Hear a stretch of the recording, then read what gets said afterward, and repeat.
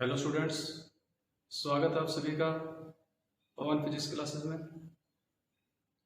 हम पढ़ रहे हैं इलेक्ट्रोस्टैटिक्स और जो प्रीवियस लेक्चर था उसमें हमने पढ़ा था चार्ज के बारे में और चार्ज की क्या क्या प्रॉपर्टीज होती हैं उनके बारे में हमने उसमें पढ़ा था।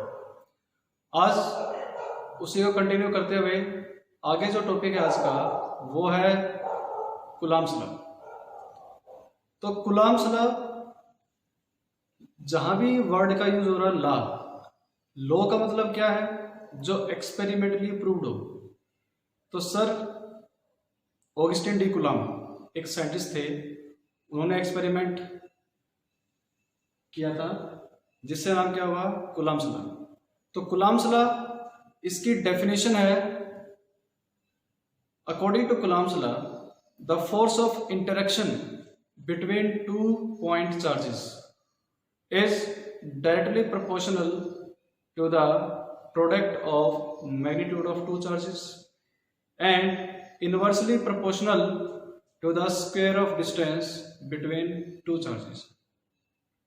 मतलब डेफिनेशन में हमें पता चल रहा है कि जो फोर्स ऑफ इंटरेक्शन किस किस के बीच में, कोई भी 2 पॉइंट चार्ज होंगे, वो force of interaction directly proportional होगी किसके? Magnitude of two charges. जो हमने जो चार्ज लिए हुए हैं Q1 एंड Q2, इन दोनों का प्रोडक्ट होगा और इन दोनों चार्जेस का मैग्नीट्यूड लिया जाएगा। फिर क्या कहें? फोर्स क्या होगी? इनवर्सली प्रोपोर्शनल होगी किसके? Square of distance between them. इन दोनों के बीच में अगर हमने कंसीडर कर लिया कि दोनों के बीच का डिस्टेंस कितना है? r, तो इस सेपरेशन के स्क्वायर के इनवर्सली प्रोपोर्शनल क्या होगा? ये फोर्स होगी। तो इसमें दो तीन टर्म आई है। एक टर्म आई है पॉइंट चार्ज। तो पॉइंट चार्ज का मतलब क्या होगा कि ये जो चार्जेस हमने लिए हैं ये डायमेंशन के अंदर बहुत छोटे होंगे as compared to the separation between two charges. और ये लो कोई भी चार्ज बॉडी है तो चार्ज बॉडी के लिए एप्लीकेबल नहीं होगा, ये एप्लीकेबल होगा ओनली फॉर पॉइंट चार्जेस। तो according to definition, force of interaction, interaction का मतलब क्या हो गया? हो सकता है वो फोर्स ऑफ रिपल्सन हो और it may be force of attraction. इन दोनों में से कुछ भी हो सकती है। इंटरेक्शन का मीनिंग यही है, या तो रिपल्सिव होगी या फिर वो अट्रैक्टिव फोर्स होगी। तो force is directly proportional product of two charges Q1 into में Q2, इन दोनों का प्रोडक्ट। और हमने क्या ले लिया? दोनों चार्जेस का मैग्नीट्यूड ले लिया। ये हमारे पास होगी इक्वेशन नंबर 2। फिर जो फोर्स है वो डायरेक्टली प्रोपोर्शनल है 1 में r स्क्वायर। इनवर्सली का मतलब क्या हो गया? अगर मैं टर्म का यूज करूं डायरेक्टली प्रोपोर्शनल तो मैं बोलूंगा 1 r स्क्वायर। इनवर्सली बोलूंगा तो डायरेक्ट क्या बोलूंगा? Force is inversely proportional to r square. ये हमारे पास होगा equation number 2। From equation number 1 and 2 यहां से हमें मिलेगा F directly proportional to Q1 into Q2 1 में r स्क्वायर। अब मुझे इस डायरेक्टली प्रोपोर्शनल को रिमूव करना है और इसकी जगह मैं लेकर आऊंगा इक्वल का साइन। तो जैसे इक्वल का साइन लेके आऊंगा तो यहां पर एक कांस्टेंट मुझे लेना पड़ेगा, उसको मैंने मान लिया k और वैल्यू के हमारे पास Q1 Q2 में r स्क्वायर। अब यहां पर नई टर्म हमारे पास आई k। तो ये जो k होता है इसको या तो बोलो कूलॉम्स कांस्टेंट, ये हो गया कूलॉम्स कांस्टेंट, या इसको बोलेंगे हम constant of proportionality. Constant of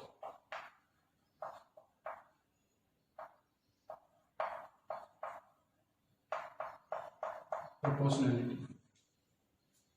अब नई टर्म हमारे पास k है, तो यहां से k की वैल्यू क्या हो जाएगी, f r स्क्वायर अपॉन में q1 q2।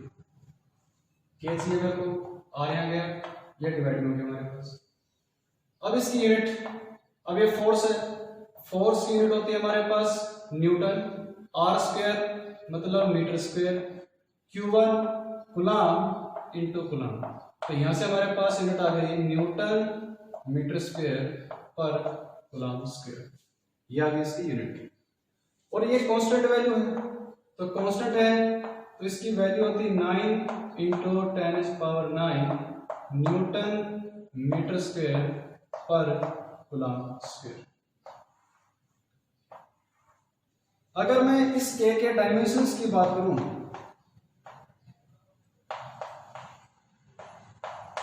तो फोर्स के डायमेंशन होते हैं हमारे पास m l t -2। मीटर है, लेंथ हो गया, तो यहां से हमारे पास हो गया l का स्क्वायर। कूलम, कूलम के डायमेंशंस होते हैं c = a t, यानी करंट होता है हमारे पास, करंट = dq अपॉन में dt। तो यहां से मुझे कूलम चाहिए, चार्ज की यूनिट चाहिए, डायमेंशन चाहिए मेरे को, तो करंट जो होता है उसके डायमेंशन क्या होते हैं, a इंटू में क्या हो गया t। तो यहां से हमारे पास इस q के डायमेंशन आ गए a t, यहां वैल्यू पुट करूंगा मैं। तो यहां से हमारे पास डायमेंशन आते हैं m l t -2 l का स्क्वायर अपॉन में a का स्क्वायर t का स्क्वायर। इनको ऊपर लेके जाऊंगा मैं, तो m l क्यूब, l की पावर यहाँ 1 है, यहाँ कितने हमारे पास 2 ऐड हो गए, t -2 a इनवर्स, और यहाँ आ गया हमारे पास t इनवर्स। तो यहां से डायमेंशन आ गया हमारे पास m l 3 t -4 a -2। ये हो गए डायमेंशंस किसके, जो हमारे पास कांस्टेंट आया है k, उसके डायमेंशंस हो गए। आगे जो k होता है उसकी वैल्यू होती है 1 अपॉन में 4 पाई e r इंटू में e नॉट। अब ये एक्सपेरिमेंट जो कूलम ने कंडक्ट किया था वो वैक्यूम में किया था, तो वैक्यूम के लिए ई आर की वैल्यू हो जाती है 1।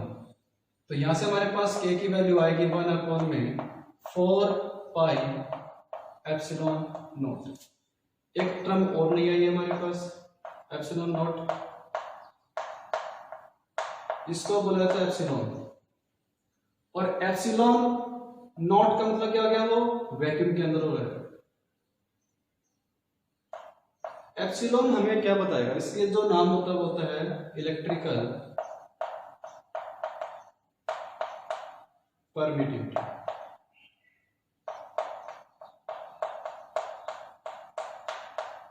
For free space. उससे पहले मैंने बताया तुम्हें ई आर, उसको लिया हमने 1 फॉर वैक्यूम। ई आर कहलाएगा रिलेटिव परमिटिविटी।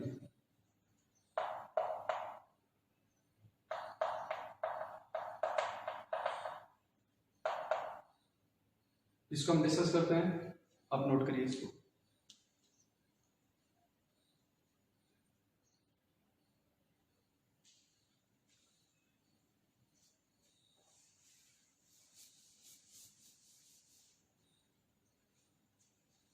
हमारे पास नई टर्म आई एप्सिलॉन।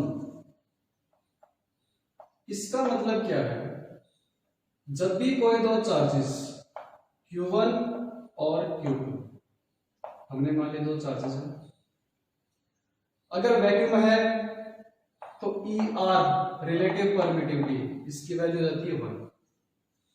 अगर इनके बीच में मीडियम है, सपोज ये हमारे पास हो गया मीडियम, हो सकता है ये दोनों चार्ज पार्टिकल वाटर के अंदर रखे हो सकता है ये ऑयल के अंदर रखे हो, यानी जो मीडियम है वहां पर हमारे पास आएगा ई आर की value.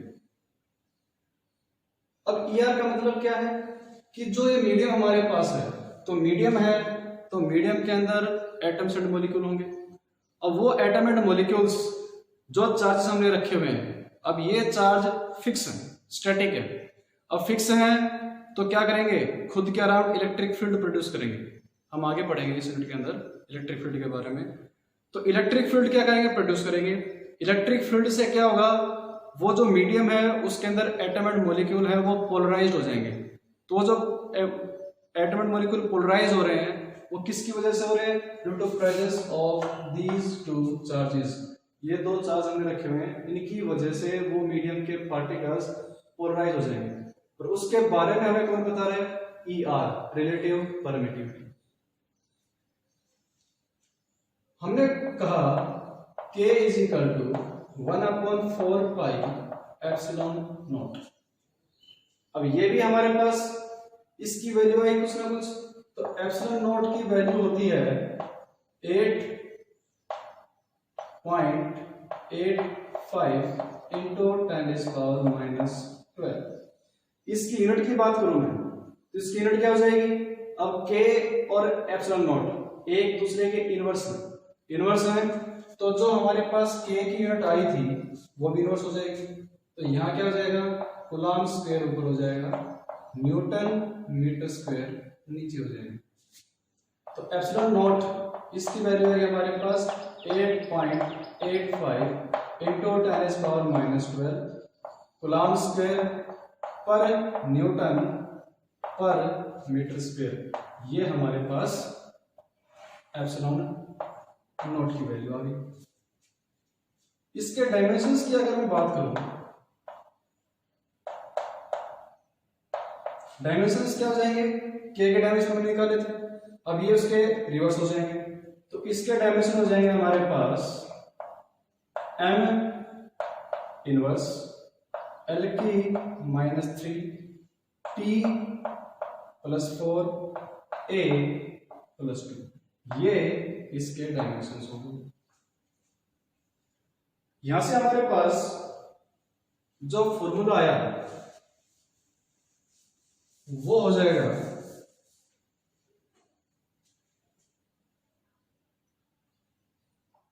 F is equal to K Q1 Q2 upon में R स्क्वायर। एक तो हमारे पास ये आ गया, दूसरा है हमारे पास F is equal to 1 upon में 4 pi epsilon naught Q1 Q2 upon में R स्क्वायर। ये दो फॉर्मूले हमारे पास आ गए, यानी ये दोनों क्या हो गई, फोर्स की वैल्यू हो गई। अब एक इंपॉर्टेंट टर्म हमारे पास आएगा, E होता है एप्सिलॉन होता है ई आर इंटू में ई नॉट। तो यहां से हमारे पास ई आर हो जाएगा ई अपॉन में ई नॉट। ये हमारे पास क्या होगा, इसकी वैल्यू होगी। ये रिलेटिव का मतलब हम पढ़ चुके हैं, रिलेटिव डेंसिटी। हम क्या बोलते हैं रिलेटिव डेंसिटी के अंदर, रेशियो होता है। किस किस का रेशियो होता है, कोई भी मटेरियल है उसकी डेंसिटी किसके रिस्पेक्ट में, वाटर की डेंसिटी के रिस्पेक्ट में। इसका मतलब क्या हो गया, यहाँ पे वही बात हो रही है जो रिलेटिव परमिटिविटी की बात हो रही है। ये दो रेशियो हो गए हमारे पास। अब इसकी जो यूनिट होगी और इसकी जो यूनिट होगी दोनों सेम होगी तो कैंसिल आउट हो जाएंगी। तो इसकी यूनिट होती है यूनिट लेस, यानी ये हमारे पास क्या होगी, यूनिट लेस होगा। और ई आर की वैल्यू लाई करती है 1 से लेकर इंफिनिटी तक। कंडक्टर्स के लिए ई आर की वैल्यू हो जाएगी इनफाइनाइट फॉर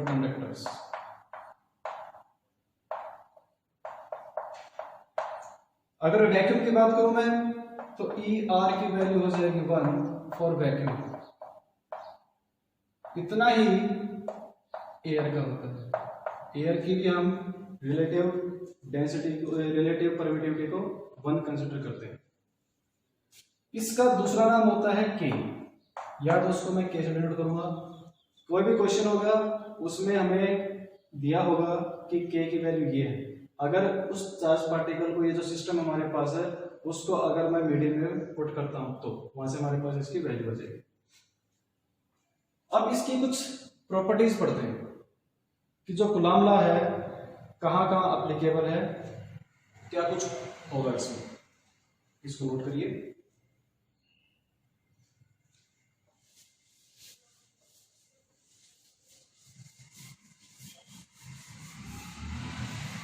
अब करते हैं कुछ properties of Coulomb law.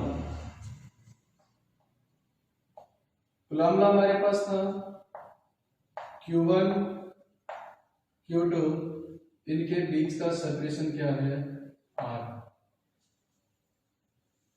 Coulomb law सबसे पहली बात, ये पॉइंट चार्ज के लिए एप्लीकेबल होगा। एप्लीकेबल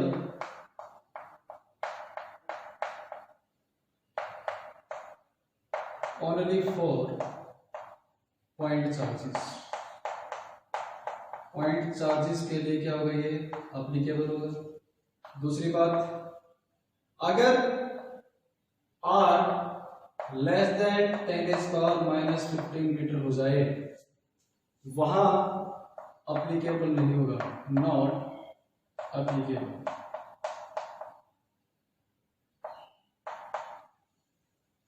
नेक्स्ट प्रॉपर्टी है, Coulomb law is applicable for static charges. Static charges का मतलब क्या हुआ, ये Q1 ये Q2, या तो दोनों फिक्स हो, या अगर मूव हो रहे हैं दोनों चार्ज पार्टिकल्स, तो जिस वेलोसिटी से Q2 मूव कर रहा है उसी वेलोसिटी से Q1 मूव करेगा और दोनों एक ही डायरेक्शन में होंगे। मीन्स अगर ये ऐसे मूव कर रहा है तो Q2 भी ऐसे ही मूव करेगा। अगर इसकी वेलोसिटी 10 मीटर पर सेकंड है तो इसकी वैल्यू भी, इसकी वेलोसिटी भी 10 मीटर पर सेकंड ही होगी। यानी अगर ऑब्जर्वर यहाँ है और वो इसको देख रहा है तो इसके रिस्पेक्ट में ये चार्ज रुका होना चाहिए, यानी ये चार्ज स्टैटिक नजर आना चाहिए। वही क्या होगा, ये एप्लीकेबल होगा। नेक्स्ट प्रॉपर्टी है, जो कूलॉम लॉ है वो लाइन ऑफ एक्शन पर ही एप्लीकेबल है। यानी ये Q1 और ये Q2, यानी कोई भी लाइन होगी, वो लाइन इन दोनों चार्जेस को के लिए ही क्या होगा, ज्वाइन करेगी। ये लाइन Q1 एंड Q2 दोनों में क्या करेगी, ज्वाइन करेगी। अगर बाय चांस ये ऐसे हो लाइन ऑफ एक्शन, इसका लाइन ऑफ एक्शन कैसा हो, ऐसा हो, तो ये एप्लीकेबल नहीं होगा। अगर ये ऐसा है, अगर वो ऐसा हो गया लाइन ऑफ एक्शन, तो ये तो भी एप्लीकेबल नहीं होगा। यानी यहां पर हमारे पास होगा एक्शन रिएक्शन पेयर। अगर ये पॉजिटिव है और ये भी पॉजिटिव है तो Q1 इसको रिपेल करेगा, तो ये इसके ऊपर फोर्स लगाएगा। ये Q2 इस Q1 के ऊपर फोर्स लगाएगा, तो यहां से हमारे पास क्या होगा, एक्शन रिएक्शन पेयर हो जाएगा। अगली प्रॉपर्टी है इलेक्ट्रोस्टैटिक फोर्स।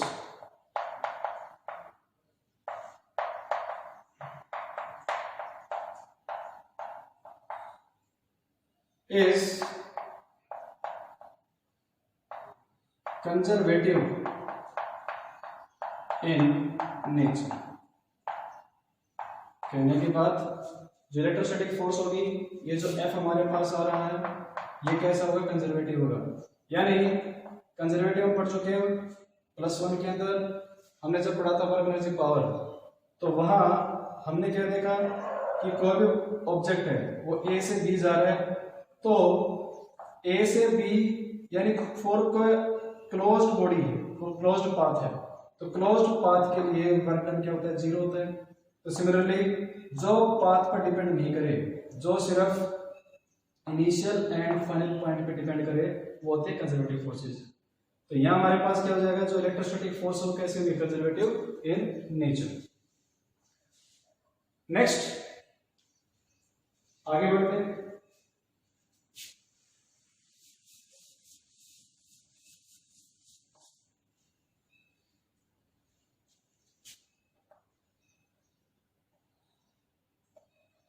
ये Q1 और ये Q2, इन दोनों के बीच का जो सेपरेशन है वो हो गया R। Q1 ने Q2 के ऊपर फोर्स लगाया, फोर्स किस पर लग रहा है, 2 पर लग रहा है। कौन लगा रहा है, 1 लगा रहा है। तो इसको कंसीडर किया जाएगा force on charge 2 due to charge 1। Similarly Q2 क्या करेगा, इस Q1 के ऊपर फोर्स लगाएगा, तो वहां से हमारे पास क्या आ गया, फोर्स ऑन अब लग रहा है 1 के ऊपर, कौन लगा रहा है, 2 लगा रहा है। तो force on charge 1 due to charge 2। तो इन दोनों फोर्सेस का जो मैग्नीट्यूड होगा F12 एंड F21, मैग्नीट्यूड की बात कर रहा हूं मैं, तो मैग्नीट्यूड क्या होंगे, दोनों के सेम होंगे। अगर डायरेक्शन की बात करें हम, तो F12 is equal to minus of F21। ये हम पढ़ेंगे जब कूलॉम्स लॉ की वेक्टर फॉर्म करेंगे, उस टाइम पर हम इस चीज को यूज करेंगे।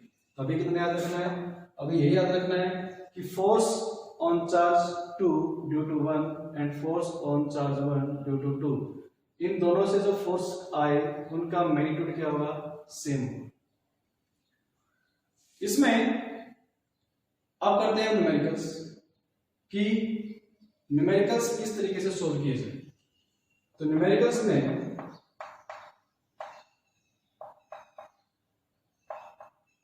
सबसे पहले हमारे पास न्यूमेरिकल है the sum of 2 positive charges, the sum of 2 positive charges is plus 4 coulomb and are placed at a distance of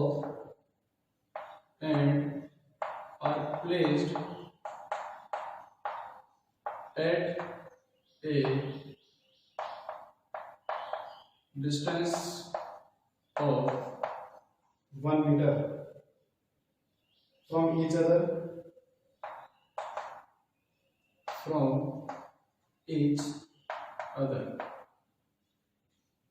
Find maximum possible force। क्या पूछा है, find maximum possible force। ये बोले हमने मान लिया कोई भी 2 चार्जेस हैं, एक हो गया Q1, एक हो गया Q2। क्या बोला गया कि कोई भी 2 पॉजिटिव चार्जेस हैं, ये भी पॉजिटिव और ये भी पॉजिटिव, इन दोनों का सम कितना होना चाहिए, 4 कूलम होना चाहिए, और इन दोनों के बीच का जो सेपरेशन है वो हो गया 1 मीटर।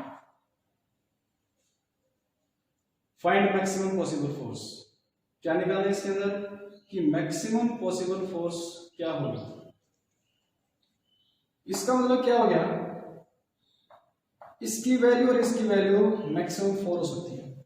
अगर मैं इसको 1 लूंगा तो ये कितनी होगी, 3 होगी। अगर मैं इसको 0 ले रहा हूं तो ये हमारे पास 4 हो गया। अगर इसको 2 लिया तो ये 2 हो गया। इसको मैंने कितना मान लिया, 3 मान लिया तो ये 1 हो गया। इसको 4 मान रहा हूं तो ये 0 हो गया। अब बात आ रही है मैक्सिमम की।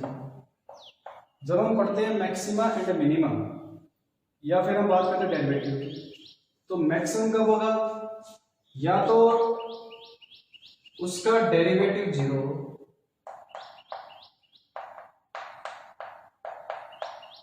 या फिर मैक्सिमम कब होगा, अगर कोई ऑब्जेक्ट रखा हुआ इस तरीके से, तो मैक्सिमम कब होता है, जब वो उसकी बाउंड्री पर होता है। तो इंपॉर्टेंट चीज ये है कि मैक्सिमम पॉसिबल फोर्स निकालनी है। अगर इस Q1 को मैं x मानता हूं, suppose let Q1 is equal to x, तो Q2 कितना हो जाएगा, वो हो जाएगा 4 माइनस x। तो यहां से हमारे पास फोर्स कितना हो गया, K Q1 कितना है, यहाँ पर फॉर्मूला होता है हमारे पास K Q1 Q2 अपॉन में R स्क्वायर। तो ये हो गया K Q1 हमारे पास है x और Q2 कितना हो गया 4 माइनस x, और दोनों का सेपरेशन कितना हो गया 1 मीटर स्क्वायर। यहां से हमारे पास F कितना आ गया, F आ गया K x इंटू में 4 माइनस x, यानी F हो गया फंक्शन ऑफ x। ये जो फोर्स है ये किसका हो गया, फंक्शन ऑफ x। तो हम लेंगे इसका डेरिवेटिव, तो यहां से F हो गया K इंटू में 4x माइनस एक्स स्क्वायर। इसका 4 मैक्सिमम के लिए क्या लेना पड़ेगा, हमें डेरिवेटिव लेना पड़ेगा, और जो डेरिवेटिव होगा डेरिवेटिव मस्ट बी जीरो, वो जीरो होना चाहिए। तो df अपॉन में dx must be equal to zero, तो डेरिवेटिव करेंगे इसका। तो यहां से हमारे पास वैल्यू हो जाएगी 4 minus 2x is equal to zero. तो df अपॉन में dx, it means d upon में dx, ये तो कांस्टेंट है बाहर आ गया। यहाँ हमारे पास कितनी वैल्यू है 4x माइनस एक्स स्क्वायर, तो किसके रिस्पेक्ट में कर रहे हैं, x के रिस्पेक्ट में कर रहे हैं, तो ये हमारे पास वैल्यू आ जाती है 4, ये आ जाएगा आगे, तो यहाँ से हमारे पास कितनी हो जाएगी 2x। तो यहाँ से x की वैल्यू क्या होगी minus 2x is equal to minus 4, cancel out हो गए, x की वैल्यू आती है यहाँ पर 2, x की वैल्यू 2 आना, इट मीन्स ये जो हमने चार्ज Q1 लिया था वो कितना हो जाएगा x, कितना हो जाएगा वो 2 हो जाएगा, वो x लिया था वो किसके बराबर हो गया 2 कूलम के बराबर हो गया, और Q2 कितना लिया था हमने 4 माइनस x, वो भी कितना हो गया 2 कूलम हो गया। अब इसमें मैक्सिमम की बात करें, क्योंकि मैक्सिमम पूछा है इसमें, मैक्सिमम के लिए इसकी रेंज कितनी होगी 0 से 4 होगी, यानी एक बार हम इस x के अंदर ये जो f हमारे पास आया था, इस f में 3 वैल्यू आ गई हमारे पास 0 4 एंड 2, 0 पुट करता हूं तो यहां से f की वैल्यू कितनी आ रही है हमारे पास 0 minus 0 that is 0।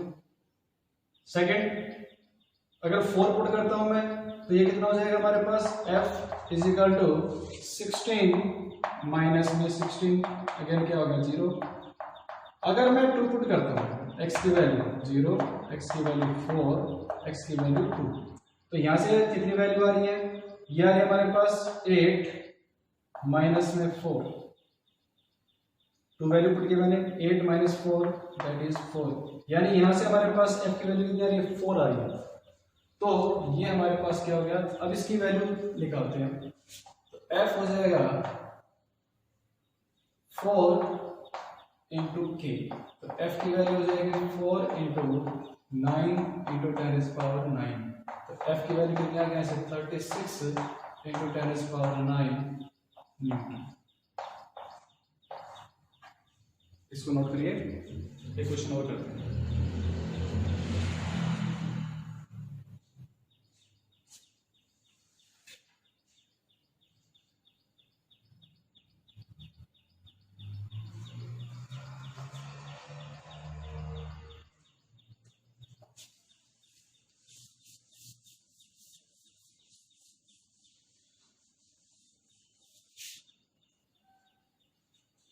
Next question is, a point charge A is moving in a circle around fixed charge B। एक डायग्राम बनाया हुआ है, ये कोई भी चार्ज हो गया A, ये कोई भी चार्ज हो गया B, इसकी वैल्यू हमारे पास है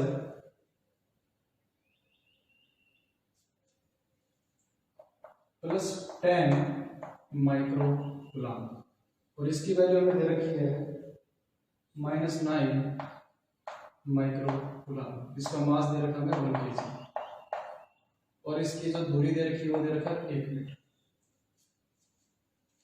चार्ज ए है फिक्स और बी क्या कर रहा है, मूव कर रहा है विद वेलोसिटी v। तो क्या पूछा गया है, a point charge A is moving in a circle around a fix charge b, यानी ये चार्ज b है और ये चार्ज हो गया ए मूव कर रहा है सर्कल के अंदर, और चार्ज b क्या है, फिक्स है। तो हमें क्या निकालना है, इसके अंदर वेलोसिटी निकालनी है कि किस वेलोसिटी से चार्ज ए मूव कर रहा है। अब चार्ज है सर्कुलर के अंदर, तो सर्कल के अंदर है, तो यहां से हमारे पास एक फोर्स आती है सेंट्रीपिटल फोर्स। सर्कुलर मोशन के लिए हम पढ़ते हैं सेंट्रीपिटल फोर्स, वो होती है mv² अपॉन में r। इसमें m हो गया मास, v² अपॉन में r क्या रहता है हमारे पास, सेंट्रीपिटल एक्सेलरेशन, ये वैल्यू, और f होता है ma, पढ़ चुके हैं। तो F का मतलब दोनों के ऊपर कैसे लग रही है, इलेक्ट्रोस्टैटिक फोर्स लग रही है। तो यहां से F की वैल्यू हो गई K Q1 Q2 अपॉन में r²। तो यहां से F की वैल्यू हो जाएगी K Q1 कितना है यहाँ, इसको मान लो, तो ये हो गया 10 माइक्रो कूलम इंटू में 9 माइक्रो कूलम अपॉन में 1/2। हमने बात करी थी जब भी चार्ज होंगे तो उन चार्जेस का मैग्नीट्यूड लिया जाएगा। यहाँ पर माइनस था तो ये माइनस यूज नहीं होगा, मैग्नीट्यूड लिया जाएगा। तो F की वैल्यू आ गई हमारे पास 90 माइक्रो कूलम, K इंटू में 90 माइक्रो कूलम, ये वैल्यू आ गई हमारे पास। अब इस F की जगह मुझे पुट करना पड़ेगा ये ma, तो A हमारे पास है ये वैल्यू, पुट करो यहाँ पर, तो ये आ गया हमारे पास 90 micro coulomb into K is equal to m कितना है 1, एक्सेलरेशन कितना हमारे पास v² अपॉन में 1/2। तो इस K की वैल्यू पुट करो, 9 इंटू 90 इंटू माइक्रो कूलम का मतलब कितना है, माइक्रो कूलम यहाँ पर होगा हमारे पास 10⁻⁻⁶, एक माइक्रो कूलम और था 10⁻⁻⁶ is equal to v²। Into में हमारे पास K की वैल्यू कितनी है, वो है 9 इंटू 10⁻⁹। तो ये वैल्यू कितनी हो जाएगी 12 में से 9 क्या हो गया, सब्ट्रैक्ट हो गए, प्लस की है माइनस की हो गई, तो यहाँ से वैल्यू होगी हमारे पास 810 इंटू में 10⁻⁻³ इज इक्वल टू v²। यहाँ से एक डेसिमल हट गया, तो ये हो गया 81 इंटू में 10⁻⁻² इज इक्वल टू v²। चाहिए v, तो क्या लेंगे हम अंडर रूट 81 इंटू में 10⁻⁻², तो यहाँ से v की वैल्यू कितनी होगी हमारे पास 9 इंटू 10⁻⁻1 मीटर पर सेकेंड। इसको क्या लिख सकता हूँ मैं, v is equal to 0.9 metre पर सेकेंड। नोट करिए इसको।